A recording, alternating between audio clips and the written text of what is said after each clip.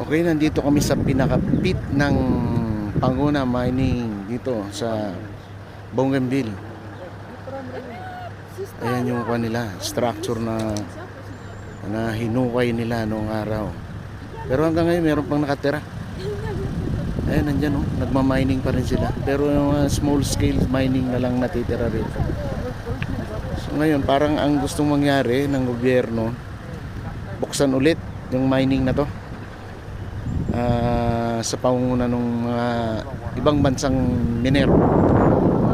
Parang ayaw nung mga tribes dito na buksan ulit ng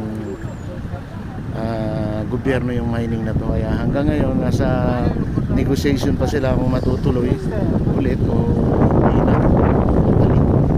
Yung mga kasama ko, mga taga rito yan. Ayan.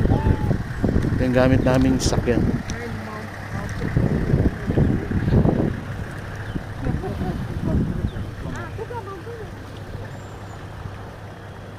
Okay, bye-bye. This is your CNN reporting. Say bye-bye to Bougainville Mining. Thank you.